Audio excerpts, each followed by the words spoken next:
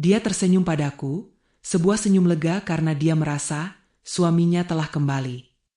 Dia tidak tahu bahwa yang kembali hanyalah raga yang kosong, sementara hatiku telah kukubur dalam-dalam di sebuah tempat yang tak terjangkau.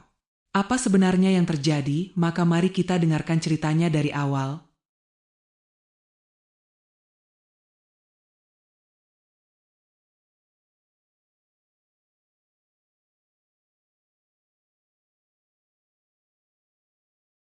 Malam itu, rintik hujan menghantam kaca jendela dengan irama yang monoton, persis seperti hidupku.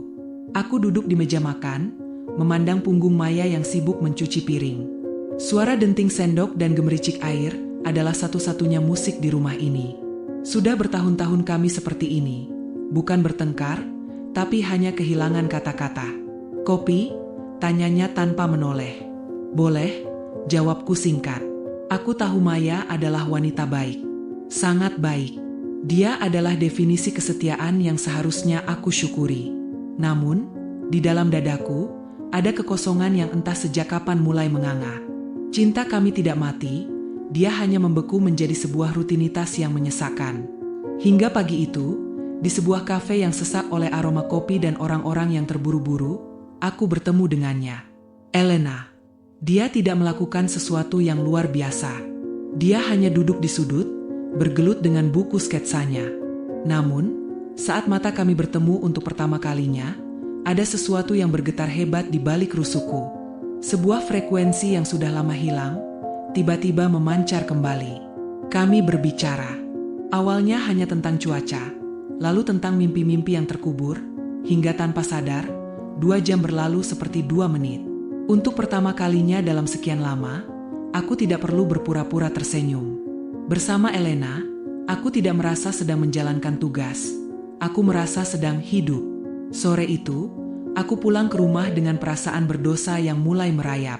Saat aku membuka pintu dan melihat Maya sedang merapikan rak buku kami, aku menyadari satu hal yang mengerikan. Aku masih mencintai rumah ini, tapi jiwaku tertinggal di kafe itu. Aku memiliki pasangan yang sempurna di mataku, tapi pikiranku justru tertuju pada orang asing yang baru saja kutemui. Aku masuk ke kamar, merebahkan diri di samping Maya, dan menyadari bahwa pengkhianatan paling sunyi dimulai bukan dari sebuah sentuhan, melainkan dari sebuah percakapan yang tidak ingin kita akhiri.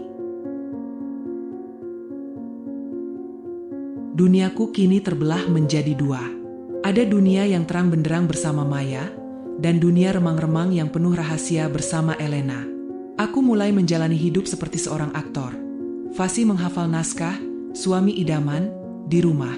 Namun diam-diam mencari celah untuk melarikan diri ke dalam ponselku. Setiap kali ponselku bergetar di saku celana, jantungku berdegup tidak keruan. Itu adalah notifikasi dari Elena. Hanya pesan singkat seperti, lihat awan itu, mirip sekali dengan sketsa yang kubuat tadi pagi. Tapi bagiku, itu terasa lebih intim daripada percakapan apapun yang kupunya dengan Maya selama setahun terakhir. Siapa? Riz? Tanya Maya suatu malam saat aku tersenyum menatap layar. Aku terkesiap, jempolku dengan cepat menekan tombol kunci. Hanya grup kantor, Mei. Biasa, bos sedang cerewet, dustaku. Suaraku terdengar tenang, tapi tanganku sedikit gemetar. Itulah kebohongan pertamaku, dan anehnya, itu terasa begitu mudah. Keesokan harinya, aku menemui Elena di taman kota. Kami berjalan berdampingan tanpa bersentuhan, namun udara di antara kami terasa syarat dengan listrik. Dia menceritakan ambisinya, ketakutannya, dan cara dia memandang dunia. Bersamanya, percakapan mengalir tanpa filter. Kau tahu, Riz, kata Elena sambil menatap lurus ke mataku, terkadang kita terjebak pada apa yang seharusnya, sampai kita lupa pada apa yang sebenarnya kita inginkan. Kalimat itu menghantamku telak. Sorenya, aku pulang dan menemukan Maya telah memasak makanan kesukaanku. Dia tersenyum tulus, menyambutku dengan pelukan yang hangat. Namun, kehangatan itu justru terasa seperti api yang membakar kulitku. Aku merasa seperti pencuri yang tertangkap basah, padahal belum ada satupun sentuhan fisik yang terjadi antara aku dan Elena. Di meja makan, saat Maya bercerita tentang harinya, pikiranku justru melayang pada tawa Elena. Aku melihat Maya, wanita yang telah menemaniku sejak aku bukan siapa-siapa, dan aku merasa sangat jahat. Aku mulai membandingkan mereka, ketenangan Maya yang membosankan dengan gairah Elena yang meledak-ledak. Malam itu, saat Maya tertidur lelap di pundakku, aku justru terjaga. Aku sadar bahwa aku telah melewati sebuah garis tak kasat mata. Garis yang memisahkan antara kesetiaan dan pengkhianatan emosional. Aku belum pergi dari rumah ini, tapi hatiku sudah lama melangkah keluar melewati pintu depan. Semakin aku mencoba menjauh, semakin kuat tarikan itu terasa. Aku seperti orang yang sedang tenggelam, dan Elena adalah oksigen yang seharusnya tidak kuhirup. Kami tidak lagi hanya bertemu di kafe, kami mulai mencari-cari alasan untuk terus bersama. Sore itu, di bawah langit yang mulai menguning, kami berdiri di jembatan tua pinggir kota. Elena menatap arus sungai di bawah, lalu beralih menatapku dengan mata yang basah. Kita tidak bisa terus seperti ini, Aris, bisiknya. Suaranya pecah, menghujam langsung ke ulu hatiku. Ini salah. Kau milik orang lain, dan aku hanya bayangan yang mengganggu tidurmu. Tanpa sadar, aku meraih tangannya. Aku tidak bisa melepaskanmu, Elena. Aku sudah mencoba, tapi setiap kali aku menutup mata, hanya wajahmu yang ada. Saat itu juga, kata-kata yang selama ini kupendam tumpah begitu saja. Aku menyatakan cinta, sebuah pengakuan yang terasa seperti kemenangan sekaligus vonis mati bagiku. Di satu sisi, aku merasa sangat lega, namun di sisi lain, aku tahu aku baru saja menghancurkan fondasi hidupku sendiri. Malamnya, aku pulang dengan perasaan yang hancur. Di ruang tamu, Maya duduk menungguku dengan lampu yang sudah dimatikan. Hanya ada cahaya dari televisi yang menampilkan layar statis. "Kau dari mana, Riz?" tanyanya datar. Tidak ada kemarahan dalam suaranya, hanya sebuah keletihan yang luar biasa. "Ada urusan pekerjaan yang mendadak, Mei," jawabku, lagi-lagi dengan naskah bohong yang sama. Maya berdiri, mendekat ke arahku, dan menatapku dalam-dalam. Ada aroma parfum yang bukan milikku di kemejamu. Dan ada pandangan mata yang tidak lagi bisa kutemukan di sana sejak sebulan lalu. Aku terdiam. Lidahku keluh. Ruangan itu mendadak terasa sempit. Seolah dinding-dindingnya mulai bergerak menghimpitku. Aku ingin jujur, aku ingin berteriak bahwa aku telah jatuh cinta lagi. Tapi saat aku melihat bingkai foto pernikahan kami di atas bufet, melihat wajah orang tua kami yang tersenyum bahagia, nyaliku menciut. Aku sadar, cintaku pada Elena adalah sebuah kebenaran yang kejam, namun tanggung jawabku pada Maya adalah sebuah beban suci yang tak sanggup kupatahkan. Aku terjepit di antara dua wanita, yang satu memiliki masa depanku, dan yang satu lagi memiliki jiwaku.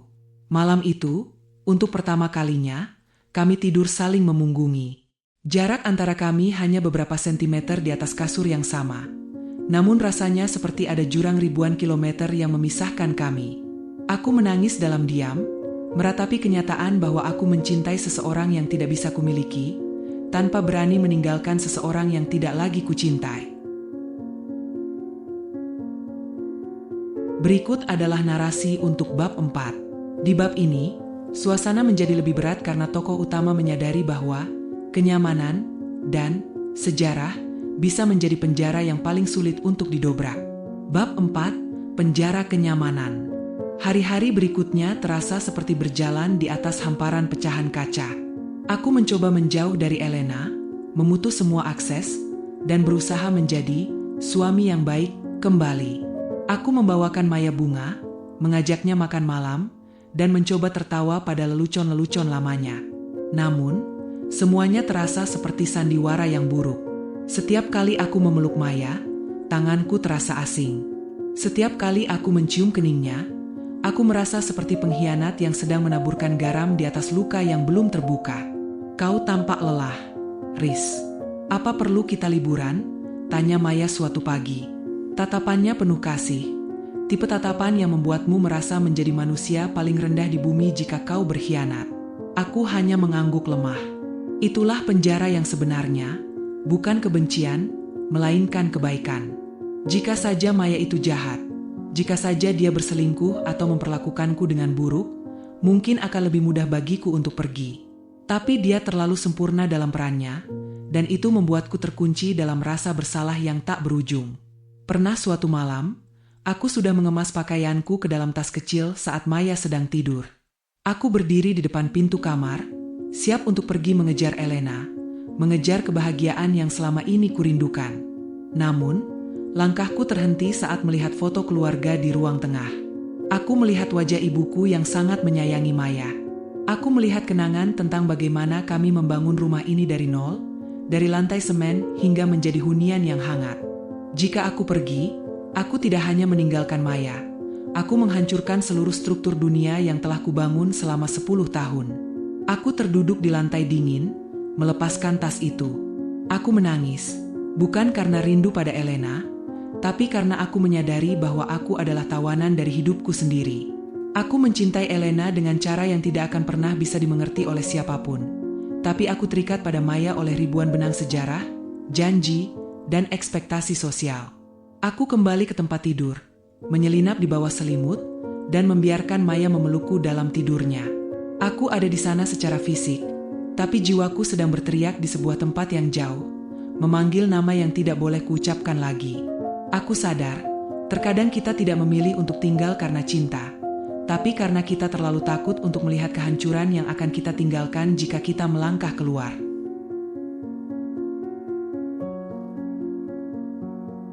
Akhirnya, waktu melakukan tugasnya, ia tidak menyembuhkan, ia hanya membiasakan.